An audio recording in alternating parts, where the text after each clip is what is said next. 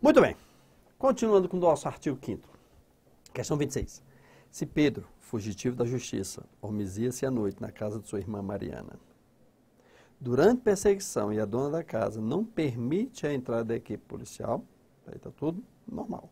Então os policiais poderão ingressar na residência para efetuar a prisão de Pedro apenas no dia seguinte. Certo ou errado? 1, 2, 3. E aí, certo ou errado? Errado, né, professor? Por que errado? Porque ele está em flagrante delito, né, professor? Então ele pode entrar a qualquer hora. Então a irmã Mariana, quando não permitiu, não tem problema, os policiais entram assim mesmo. Olha aí, olha aqui embaixo, olha. Gabarito. Certo. Como assim, professor Zélio?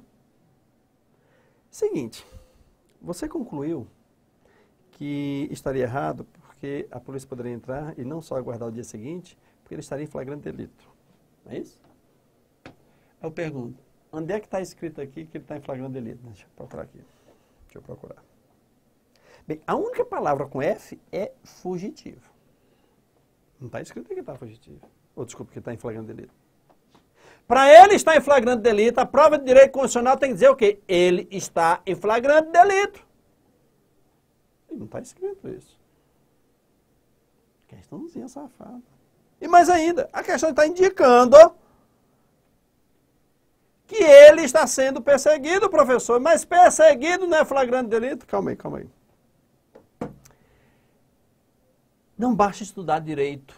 Tem que estudar o direito para o seu concurso. Saber além pode até prejudicar tanto quanto ou até mais do que saber a quem. Você ao estudar, você inventou de estudar tudo e muito do que não interessa. Você quando for estudar flagrante delito, aliás, você quando for estudar as prisões, não é isso? Lá diz, ninguém pode ser preso senão em flagrante delito por ordem judicial devidamente fundamentada, salvo os casos de prisões disciplinares militares e os crimes propriamente militares. E aí você inventou de, na hora que falou flagrante delito e tal, e você quis saber, até com o seu professor, foi pesquisar o que é flagrante delito. E lá apareceu flagrante delito próprio, impróprio, presumido. Dentre eles tem um flagrante que é perseguido logo após a prática de delito. Esse professor, perseguido logo após... Aqui. Ah, tá. Então vamos pegar esse seu ensinamento desnecessário para, pelo menos, a prova de direito constitucional. Tanto é que essa prova, gente, foi de escrivão da Polícia Federal. E ele fez essa prova, desculpa a expressão, de sacanagem. Essa questão. Por que de sacanagem, professor Zélio? Porque ele, como era de escrivão, ele sabia que você tinha estudado processo penal. E no processo penal você aprende tudo de flagrante delito e sabe que perseguição é flagrante delito. Aí você ficou perseguição, flagrante delito, perseguição, flagrante delito, perseguição, flagrante delito, perseguição, flagrante delito. Aí você viu aqui perseguido, perseguição, flagrante delito, opa! Dançou. Primeiro, a perseguição para caracterizar o flagrante delito não é qualquer perseguição, é a perseguição logo após a prática de delito que não está escrito isso aqui. Então, para você responder à prova de direito constitucional, você não precisa saber dos conceitos ou preconceitos do direito penal, do direito de processo penal, do direito civil, do direito de trabalho. E por aí afora vai. Porque se você tivesse que saber tudo isso, a prova seria de tudo, menos de direito constitucional.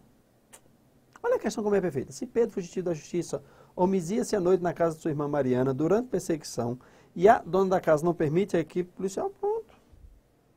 Então os policiais poderão ingressar na residência para efetuar a prisão de Pedro apenas no dia seguinte? Só. Mas olha só, fugitivo da justiça. Fugitivo da justiça não é flagrante delito, não. Se eu digo que alguém é fugitivo da justiça, significa o quê? Que o juiz tem um juiz correndo atrás dele? Não. É porque um juiz mandou prender você. E manda se prender com o quê? Ordem judicial. Então isso é uma ordem judicial. Parece que eu estou vendo a cena. Policial, com a ordem judicial, viu? Correu atrás. Ele entrou na casa de sua irmã Mariana, já de noite. Apesar do policial ter visto ele meio-dia, saiu correndo. Correu 8 horas sem parar. Quando escureceu, já estava dentro de casa de Mariana. E aí o policial quis entrar, Mariana disse não. O policial poderia prender dentro da casa da Mariana, apesar de ser à noite? Poderia, desde que Mariana autorizasse. Como Mariana não autorizou, ele só pode entrar no dia seguinte, ou seja, quando amanhecer. Te peguei, né? Então, certíssimo. Delegado de Polícia Federal, CESP, no âmbito da jurisdição constitucional das liberdades, a proscrição, ou seja, arrancar, tirar da prova ilícita no processo é tema recorrente. Seja porque o aparelho policial brasileiro ainda se entremostra arbitrário, seja porque há dificuldades em certos casos de avaliar se a extensão dos efeitos que a inadmissão da prova tida por ilícita acarreta para a investigação e a persecução criminal. Na esteira da doutrina dominante das decisões do Supremo, julgue os itens abaixo relativos ao assunto.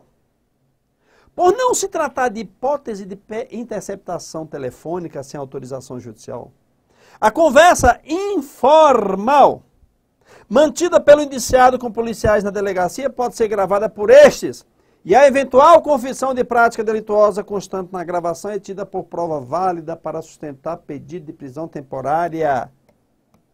Está aqui a resposta errada. Ou seja, um dos fundamentos da República Federativa do Brasil, ou seja, do Estado Democrático de Direito, é os agentes públicos agirem dentro da lei. E há um princípio de que eu tenho o direito de permanecer em silêncio para me autopreservar. Eu tenho o direito de saber que eu estou sendo interrogado. Tanto é que quando você vai ser interrogado, a primeira coisa que deve falar o delegado, deve falar o juiz, é: o senhor tem direito a permanecer em silêncio. O senhor está sendo interrogado. Não fez isso? Está errado. Gabarito errado. O habeas corpus é meio processual idôneo para impugnar provas ilícitas já realizadas? Sim. Bem assim, para postular-se o seu desentranhamento dos autos da investigação, sim, arrancar, desentranhar, mesmo quando desta não possa resultar a condenação à pena privativa da liberdade, essa parte está errada. Vejam, quando se pensa em habeas corpus, pensa-se apenas naquela situação do sujeito que foi preso, está na cadeia, entra com o habeas corpus, ele sai pela porta da cadeia, não é isso? Mas o habeas corpus pode ser utilizado para matar um processo, para trancar um inquérito. Quando esse inquérito não tem nenhuma viabilidade, é um absurdo. Ou, eu não quero trancar o inquérito, eu ainda não estou preso, mas o inquérito está sendo conduzido com base em uma prova ilícita, flagrantemente ilícita. Eu entro com o habeas corpus só para arrancar essa prova ilícita. Isso tudo é possível. Onde é que está o erro aqui? No finalzinho. Porque o crime que você é acusado não dá cadeia, não dá prisão.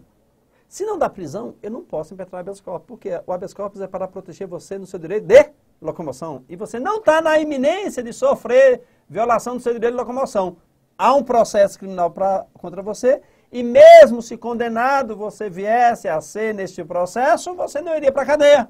Pagaria uma multa, por exemplo. Então, aí, no caso, você vai ter o quê? Vai ter que responder um processo, né? Com aquela prova ilícita. Não tem como arrancar aquela prova ilícita. Não tem. Tem, claro que tem. Só que você vai usar um mandado de segurança e não habeas corpus.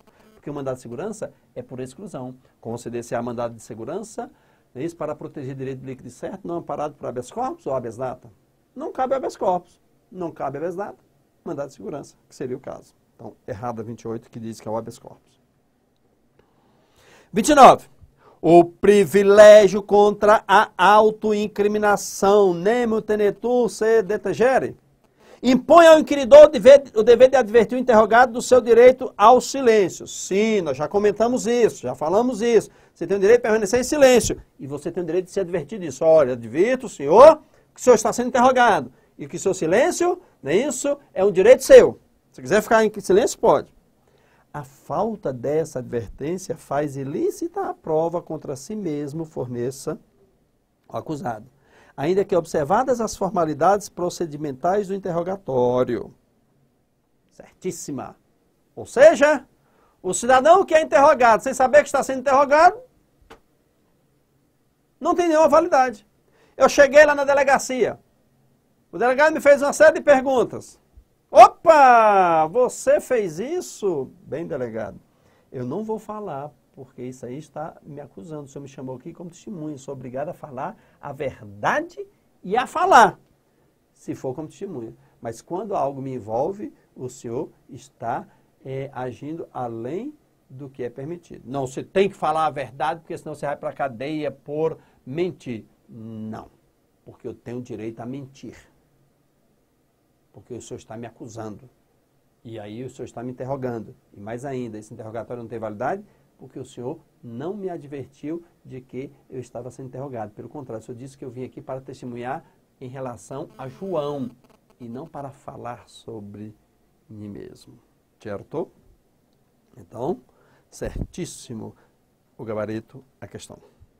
30. Em se tratando de crimes... Calma aí. Aqui eu vou abrir um parênteses. Acompanhe aqui comigo.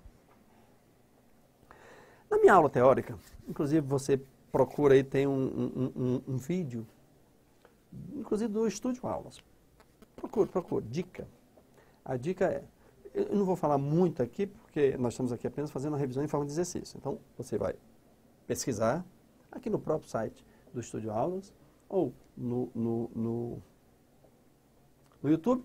Ah, lembrei, na minha página, minha fanpage, Professor Zélio Maia. Lá eu disponibilizei esse vídeo sobre provas ilícitas. Para você fazer ideia, são 30 minutos só falando de provas ilícitas. E lá tudo está devidamente explicado. Inclusive, essa questão eu abordo lá também. Mas você já ouviu por aí, só grosso modo, vou comentar aqui, porque você vai lá para o vídeo. Você já ouviu falar por aí que em alguns casos a prova ilícita é admitida. Já ouviu falar? Já, professor Zélio. Muito bem. Você estava na Alemanha, né? Lembra da questãozinha lá de promotor do DF? Você deve estar na Alemanha, porque no Brasil, provas ilícitas nunca são admitidas. Tanto que teve essa questão aqui para delegado. Não vou falar mais não, porque você vai lá no vídeo. Em se trata... Então esse vídeo está no YouTube, você coloca Zélio Maia, dica, prova ilícita. Ou aqui no próprio site do Estúdio Aulas, ou na minha página do Facebook, Professor Zélio Maia. Em se tratando de crimes hediondos, tem plena aplicação o princípio da proporcionalidade na valoração da admissibilidade da prova, pois a busca da verdade real tem prevalência constitucional. Disso, resultam constantes mitigações pelo Supremo, a garantia constitucional segundo a qual são inadmissíveis as provas obtidas por meios ilícitos. Ele está trazendo aqui a teoria alemã, dizendo, olha, a princípio da proporcionalidade deve ser aplicado para dizer se eu admito ou não a prova ilícita. Aquela historinha que eu contei aqui de furtar para provar um homicídio ou matar para provar um furto. Razoabilidade e proporcionalidade. Por causa disso, diz a questão, a prova ilícita, que é inadmissível, em alguns casos, essa inadmissibilidade é mitigada.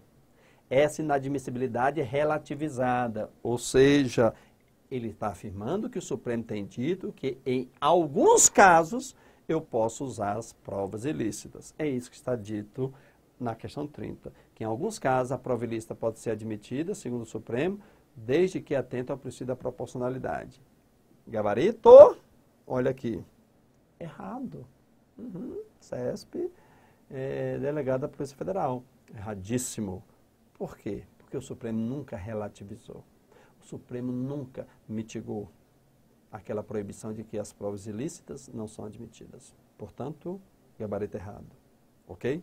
Mais detalhes sobre as provas ilícitas, corram logo após eu fechar essa questão para ver todos os detalhes. Lá eu explico com rigor técnico a inadmissibilidade da prova ilícita sem exceções no Brasil. Ok, meus amigos? Aqui findamos os direitos e deveres individuais e coletivos. Posteriormente, retornaremos com outros temas. Um forte abraço. Até a próxima.